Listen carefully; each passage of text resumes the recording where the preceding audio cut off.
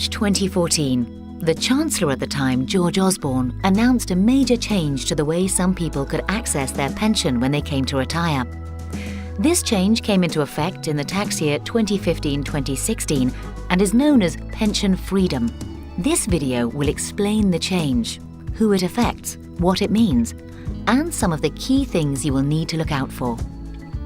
Pension freedom does not apply to all types of pension.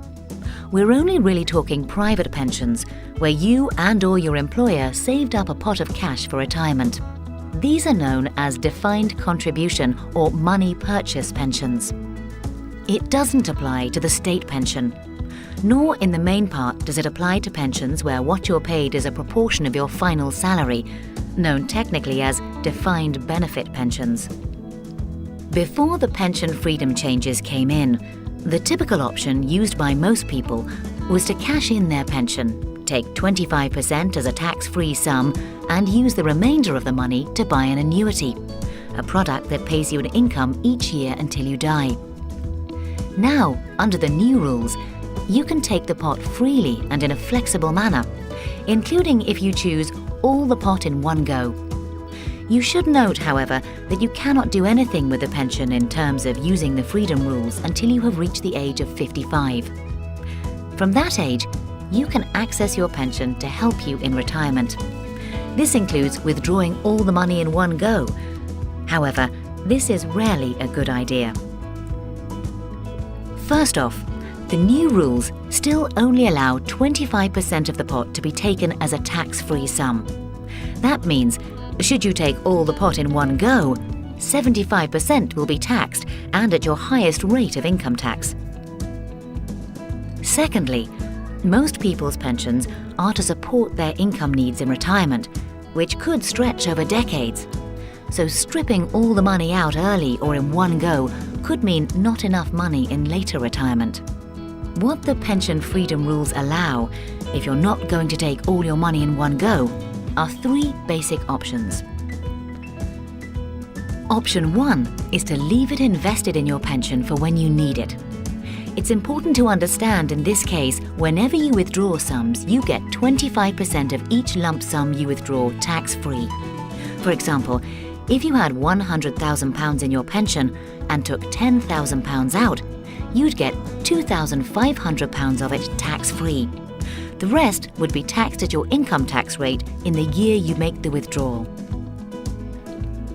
Option 2 is to take 25% tax-free, then buy a flexible income drawdown product. This is a product you buy that keeps the rest invested so it can still hopefully grow, but you can also use it to take income when needed. The tax here is different.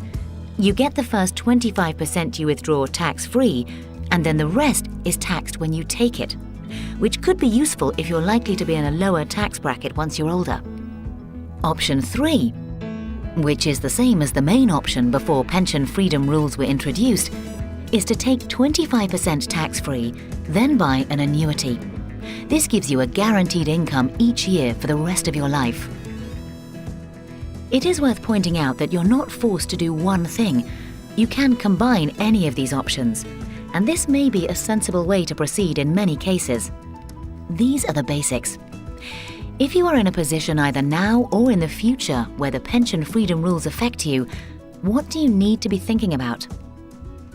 The first thing to consider is that if you do not cash all your pension chips and you're not buying an annuity, then your pension, either fully or in part, is going to remain invested. Therefore, you need to consider where you should invest it, the risk on the money left in the pot, and the costs and charges you will incur. You have many choices with all these factors. Secondly, you will need to think about how much income you will need and when, what other income sources you have, and how you will be best accessing your pension. This can be a complicated estimate stretching over many years. In this regard, using a long-term income and expenditure forecast can be very beneficial. Third, you will need to consider your wider financial position, your health, and your future financial risks, such as living for a very long time.